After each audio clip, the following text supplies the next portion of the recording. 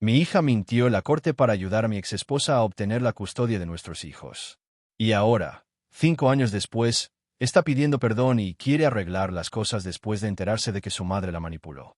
Soy un hombre de 45 años que lleva 5 años divorciado de mi exesposa Laura, de 43. Después de que se finalizó nuestro divorcio, a Laura se le concedió la custodia principal de nuestros 3 hijos, a pesar de que ella me había sido infiel durante el matrimonio. Siempre he creído, y sigo creyendo, que solo luchó por la custodia completa para asegurar los pagos de manutención por parte mía. Esto no tenía nada que ver con el bienestar de los niños ni con lo que fuera mejor para ellos a largo plazo. Sabía que no podía contar con una pensión alimenticia, ya que yo tenía pruebas claras de su infidelidad con mi exmejor amigo Daniel. La documentación que había reunido de una laptop compartida que usábamos habría hecho imposible que obtuviera apoyo económico continuo por esa vía. En lugar de pelear una batalla que podía perder en cuanto a pensión, Laura manipuló hábilmente a nuestra hija mayor, Valeria, para que creyera que yo era el villano de nuestra historia familiar. Valeria tenía 15 años en ese momento, lo que la hacía lo suficientemente mayor como para que se consideraran sus preferencias en la corte de familia. Ignorando por completo los años que dediqué a ser un buen padre para ella, Valeria testificó en mi contra, afirmando que yo tenía problemas de control de ira que me hacían peligroso para ella y sus hermanos, y que sería lo mejor para todos que tuviera acceso limitado a ellos. Estas afirmaciones eran completamente inventadas, pero viniendo de mi propia hija, tuvieron un peso significativo en la sala. Tal como temía, la corte tomó el testimonio de Valeria muy en serio y le otorgó a Laura la custodia principal. Inicialmente, me concedieron solo visitas supervisadas y asesoramiento obligatorio, tras lo cual se me permitió tener visitas no supervisadas. Estas visitas supervisadas fueron humillantes para mí, teniendo que interactuar con mis propios hijos bajo la mirada de un supervisor designado por la corte, como si fuera algún tipo de amenaza. Durante esas visitas normalmente solo veía a mis 2 hijos menores, Mateo, que tenía 8 años en ese momento, y Lucía, que tenía 6. Eran los únicos que parecían genuinamente afectados por mi ausencia y felices cada vez que iba a visitarlos. Incluso después de que se eliminó el requisito de supervisión, Valeria seguía evitando por completo estas visitas. Ahora Mateo tiene 13 años y Lucía 11. Recientemente, durante nuestras visitas regulares de fin de semana, me han estado contando que Laura y Valeria han estado discutiendo frecuentemente en los últimos meses. Según ellos, las discusiones se han vuelto cada vez más intensas. Valeria ahora tiene 20 años y cada vez que visita su casa durante los recesos universitarios, se la ve inusualmente estresada. Los niños han mencionado que a menudo se la ve molesta y se encierra en su habitación después de las discusiones. Esto me sorprendió, ya que Valeria siempre había sido la hija favorita de Laura. Después de que se finalizó el divorcio, Valeria dejó de hablarme por completo y nunca explicó por qué mintió en su testimonio, lo cual causó que perdiera la custodia de mis hijos. Siempre sospeché que Laura la había manipulado, pero nunca supe los detalles específicos de lo que había ocurrido entre ellas.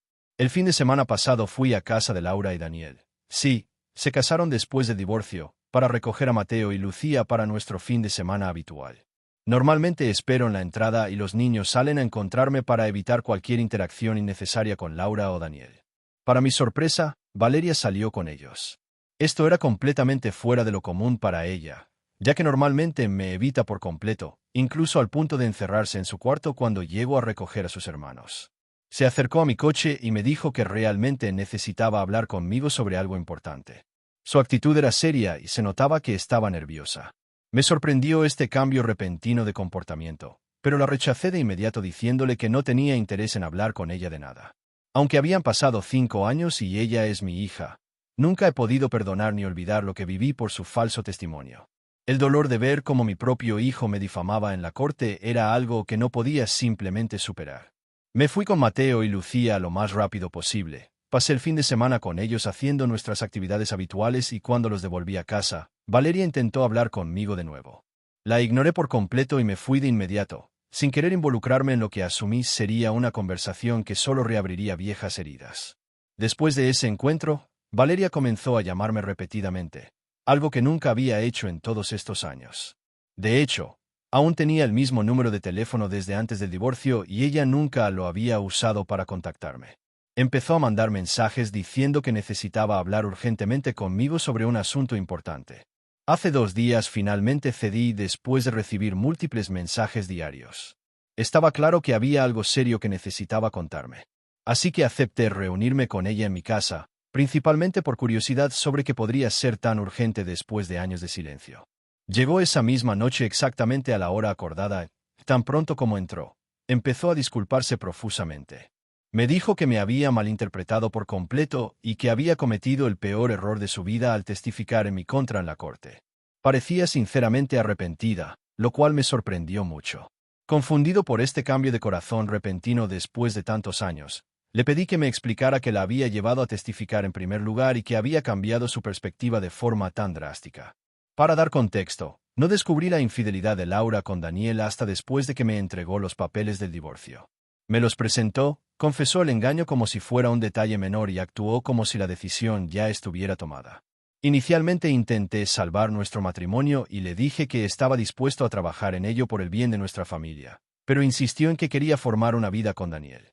Después de unos días devastado por el colapso de nuestro matrimonio, la ira y la humillación se apoderaron de mí y decidí luchar por todo en el divorcio. Sin embargo, traté de mantener a nuestros hijos al margen, creyendo que no debían sufrir más de lo necesario por los problemas de sus padres. Solo quería conservar mis bienes, la casa y todo lo que habíamos construido juntos durante nuestro matrimonio. Sentía que tenía derecho a esas cosas dadas las circunstancias de nuestra separación. A Laura no le agradó este arreglo, ya que se dio cuenta de que se quedaría con muy poco, especialmente porque Daniel tenía problemas profesionales en ese momento. Sus emprendimientos no habían tenido éxito y estaba entre trabajos. Fue entonces cuando comenzó en serio la batalla por la custodia. Reconoció que la manutención infantil era la única forma de asegurar dinero de forma continua por mi parte. Como nuestros hijos menores eran demasiado pequeños para influir mucho en la decisión del tribunal, se centró en manipular a Valeria mintiéndole sobre muchas cosas para hacerme quedar como el villano de nuestra historia familiar. Según Valeria, Laura la convenció de que yo la había obligado a abandonar sus estudios de medicina cuando quedó embarazada de Valeria. Esto era totalmente falso. Laura había elegido dejar la carrera por su cuenta, decidiendo que el estrés era demasiado durante el embarazo. Afirmó que yo la había presionado para que fuera ama de casa después de que Valeria naciera y nos casáramos, cuando en realidad fue una decisión mutua basada en lo que creíamos mejor para nuestra familia en ese momento. Laura también le dijo a Valeria que yo la trataba como si su único propósito fuera tener hijos, exigiéndole al menos 3 y supuestamente planeando un cuarto. Otra invención total. Ambos queríamos tener hijos y cada embarazo fue planeado y acordado por los dos. Laura convenció a Valeria de que solo me interesaba por ella cuando estaba embarazada de mis hijos, pero que fuera de eso nunca mostraba interés por su bienestar o sus sueños. Afirmó que esa negligencia la había llevado a buscar consuelo en Daniel, quien supuestamente mostraba interés genuino por ella como persona y no solo como madre. La persuadió para que creyera que yo era el antagonista de su historia de amor y que planeaba dejarla, sin nada en el divorcio. Según ella, la manutención era la única forma de conseguir algo de mí, pintándome como alguien que la dejaría en la ruina por despecho. Valeria creyó cada palabra sin cuestionar nada, simplemente porque venía de su madre, con quien siempre había sido cercana. Así que testificó en mi contra repitiendo las mentiras que su madre le había contado como si fueran hechos comprobados. Daniel y Laura también la convencieron de cortar contacto con todos los abuelos porque ellos se oponían a lo que la pareja había hecho y no querían que Valeria supiera la verdad sobre mí a través de otros familiares que conocían la historia real. Ella nunca los cuestionó, aceptando su narrativa por completo. Recientemente, sin embargo, Lucía volvió a conectar con sus abuelos maternos después de que su abuela sufriera un infarto. Valeria y Tomás estaban visiblemente molestos por esta reconexión porque mis antiguos suegros decidieron contarle viejas verdades a Lucía. La alentaron a hablar conmigo directamente para descubrir la verdad por sí misma, en lugar de seguir confiando en la versión parcial que le habían contado. Según Lucía, eso era lo que ella y su madre llevaban discutiendo durante meses, con Valeria intentando evitar que me contactara, lo cual solo incrementó las sospechas de Lucía. Con 20 años, ya no es tan ingenua como a los 15. Y los intentos desesperados de su madre por mantenerla alejada de mí y de sus abuelos comenzaron a parecerle más sospechosos que protectores. Lucía se ha convencido recientemente de que su madre la usó como un peón en nuestro divorcio, y quería hablar conmigo sobre la posibilidad de demandar a Valeria por el daño que causó a nuestra relación y a la que tengo con mis otros hijos. En cuanto mencionó esa idea, la rechacé de inmediato. Le dije que no quería involucrarme en más batallas legales. Ya había tenido suficiente drama legal como para toda una vida. La idea de volver a los tribunales, enfrentar abogados, jueces y todo el sistema de nuevo me llenaba de angustia. Ella insistía, diciendo que su madre nos había robado años de nuestra relación padre-hija, que Valeria merecía consecuencias por su comportamiento manipulador. Y quizás tenía razón, pero yo no tenía ningún interés en regresar a un juzgado. Sería una pérdida de tiempo y recursos, sin mencionar lo emocionalmente agotador que sería. Ahora que Lucía conoce la verdad y yo he seguido adelante con mi vida, construyendo una nueva rutina y estabilidad, lo único que podría considerar sería pedirle a Valeria modificar nuestro acuerdo de custodia para que Mateo y Laura puedan pasar más tiempo conmigo. Más allá de eso, quiero evitar cualquier confrontación legal. No se trata de miedo, sino de practicidad y de preservar la paz que he logrado después de años de caos. Pero Lucía siguió presionando, cada vez más apasionada con la necesidad de justicia y rendición de cuentas. Eventualmente perdí la paciencia con su insistencia. Le dije que entendía que se sintiera culpable por lo que pasó. Pero sinceramente, ella había permitido que la manipularan, aunque en el fondo sabía que yo no era el tipo de hombre que su madre describía. Pasó 15 años conmigo antes del divorcio y tuvo experiencia directa de mi carácter y comportamiento. Quiso ser la heroína de su madre en aquel entonces y ahora quería ser la mía. Le dije que dejara de entrometerse en asuntos que ya no le concernían, dado que ahora tiene 20 años. No hay ningún acuerdo de custodia que le impida pasar tiempo conmigo y enmendar sus acciones pasadas. En cuanto a sus hermanos, me encargaría de esa situación yo mismo a través de los canales apropiados, pero ella necesitaba dejar de presionarme para hacer algo que no me interesaba, solo porque se sentía culpable por su rol en el pasado.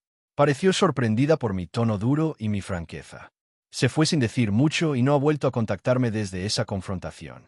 Ahora me pregunto si fui demasiado severo con ella. Si mi resentimiento persistente me llevó a rechazar un intento genuino de reconciliación de forma demasiado tajante. Fui un imbécil por decirle a mi hija que dejara de entrometerse y de intentar ser la heroína en cada situación.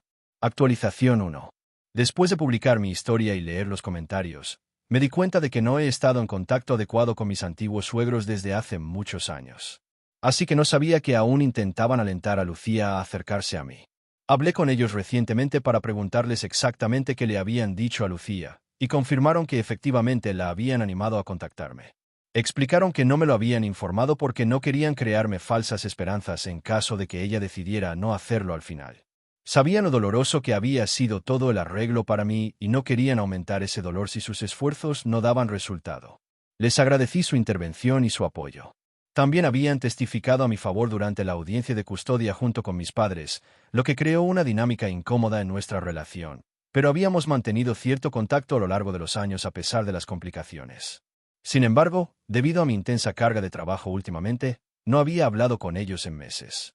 Nos habíamos distanciado un poco, no por conflictos, sino por la distancia natural que a veces se da cuando la gente no está activamente en la vida del otro.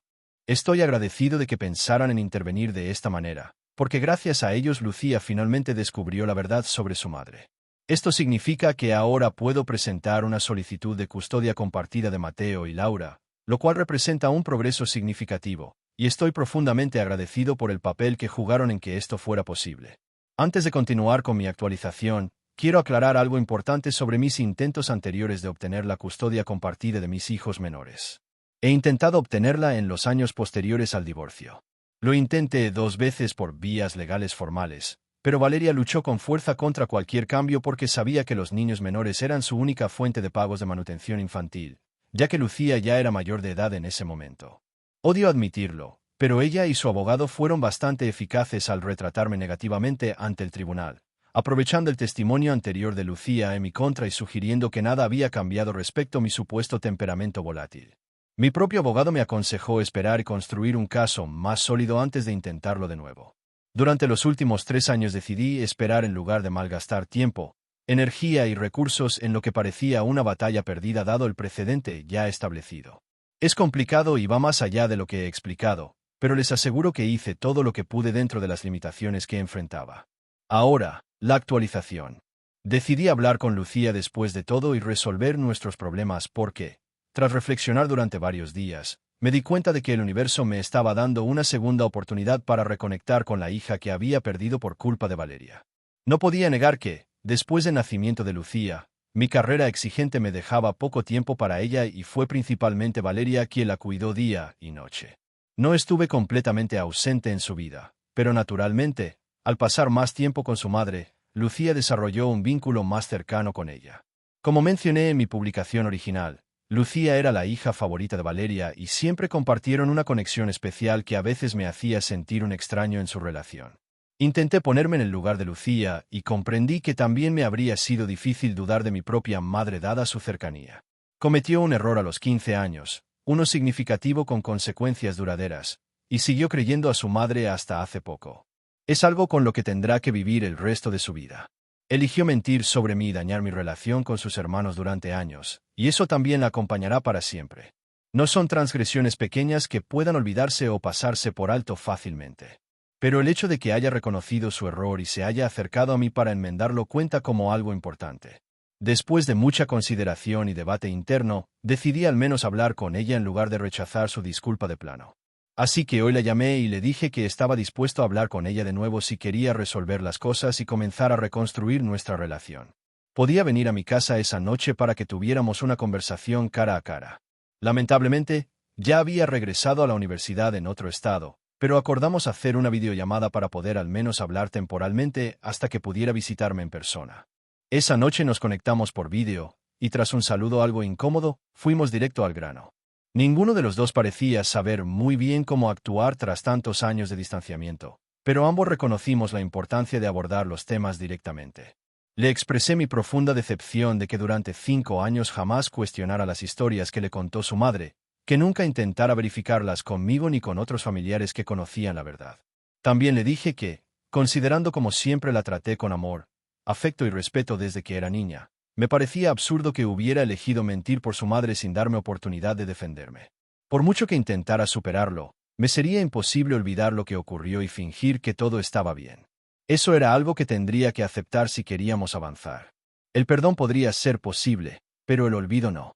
Ella reconoció esta realidad y admitió que no había nada que pudiera hacer para cambiar el pasado ni deshacer el daño que había causado. Había cometido muchos errores y nunca se cuestionó a sí misma ni la narrativa de su madre porque estaba convencida de que su madre nunca le mentiría sobre algo tan importante. De verdad creyó que yo escondía hábilmente mi verdadera naturaleza de todos, excepto de su madre, que supuestamente conocía al verdadero yo. Ahora que se dio cuenta de lo mucho que se había equivocado, quería desesperadamente hacer las paces como fuera posible. Aunque yo no quisiera emprender acciones legales contra su madre, esperaba al menos que le diera una segunda oportunidad para demostrarme que podía ser una mejor hija que antes. Aceptaba que algunas de sus acciones la perseguirían por el resto de su vida y no podía razonablemente esperar que yo olvidara el trauma y el dolor que causó, pero me pedía una oportunidad para reparar algo del daño y reconstruir nuestra relación poco a poco en los términos con los que yo me sintiera cómodo. Después de una larga conversación, le dije que aún necesitaba tiempo porque todo esto era muy repentino e inesperado y necesitaba espacio para procesar todo lo que había pasado y lo que me había dicho. Aceptó sin dudarlo y me dijo que podía tomarme todo el tiempo que necesitara, reiterando lo profundamente arrepentida que estaba por lo que había hecho y el dolor que había causado.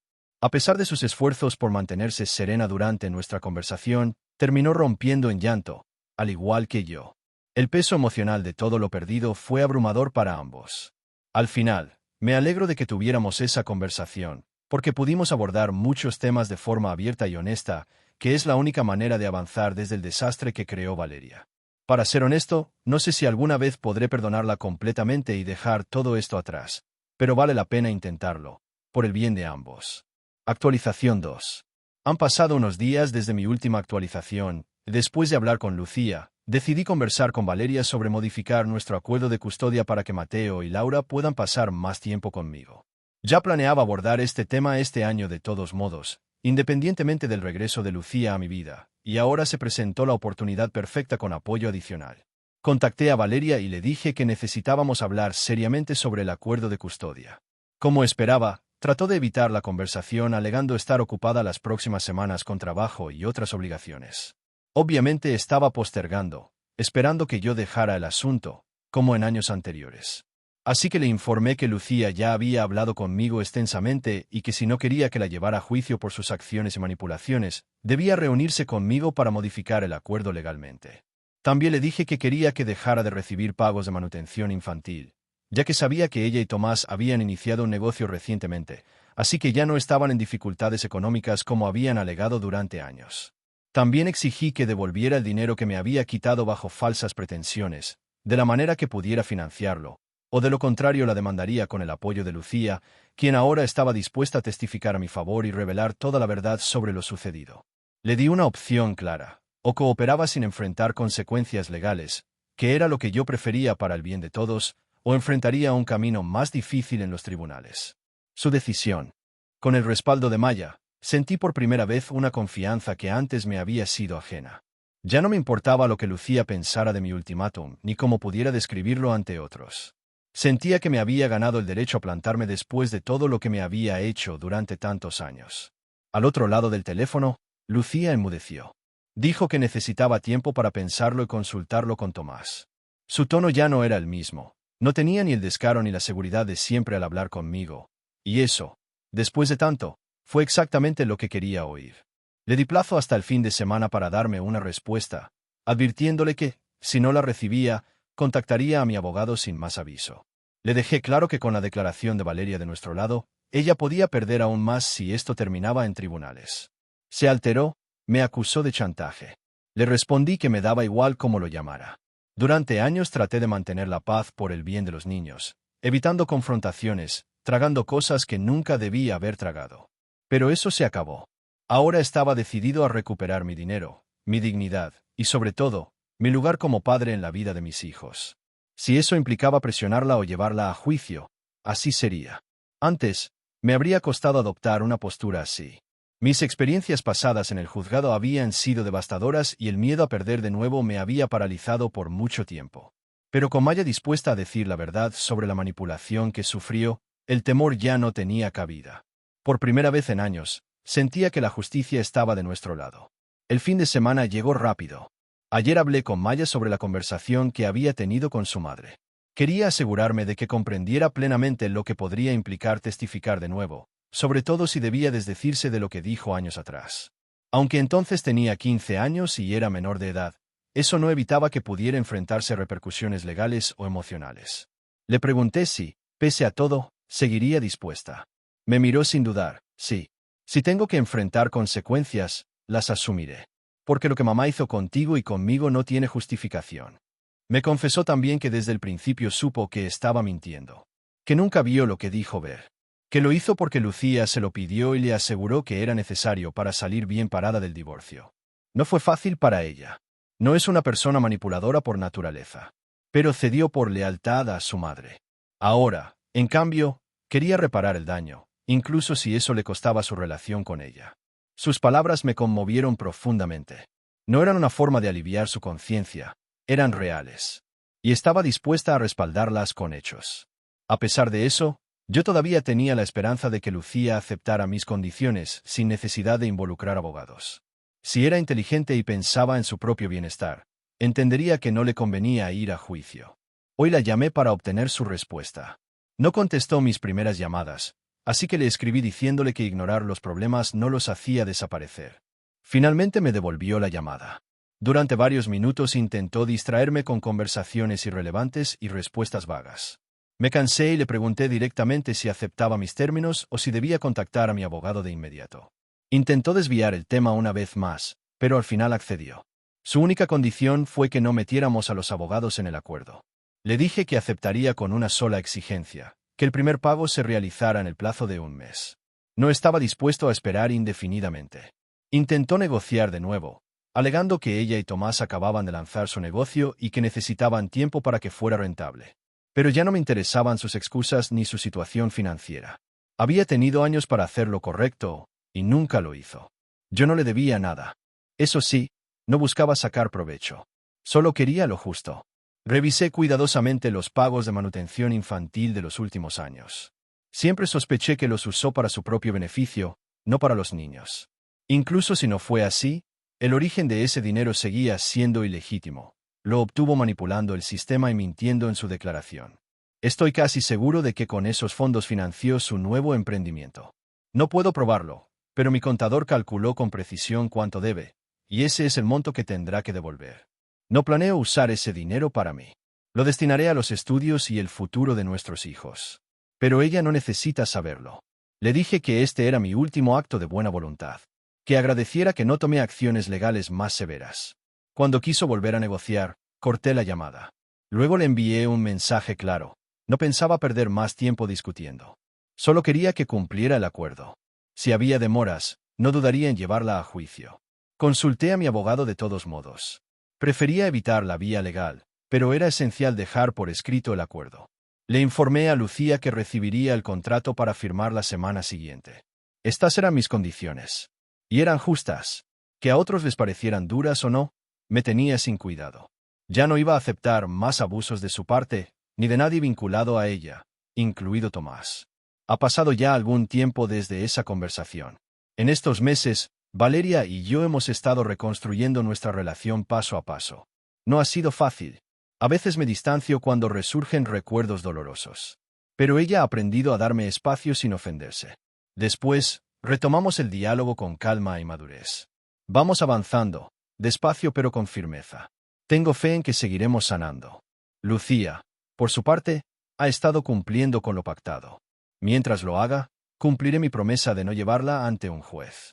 El contrato fue firmado, y ahora no puede desdecirse sin consecuencias legales. Estoy recuperando lo perdido. No solo económicamente, sino también el tiempo con mis hijos. Ver a Valeria de nuevo en mi vida, conectando desde un lugar sincero, me hace sentir una gratitud enorme. Mucha gente me dijo que estaba cometiendo un error al perdonarla, que podría traicionarme otra vez. Pero como padre, tengo que creer que las personas pueden cambiar, sobre todo cuando aún están creciendo. Yo también cometí errores a los 15. Si me los hubieran echado en cara para siempre, no estaría donde estoy. También Noah y Emma han salido beneficiados del nuevo acuerdo. Pasan mucho más tiempo conmigo, están más tranquilos, menos atrapados en conflictos que no les corresponden. Nunca he hablado mal de su madre frente a ellos. No porque lo merezca, sino porque sé que eso solo les haría daño. Eso es todo por ahora. Estoy bien. No perfecto, pero bien. Gracias por leer, por acompañarme y por tantas palabras de aliento. Este camino ha sido difícil, pero no lo he recorrido solo.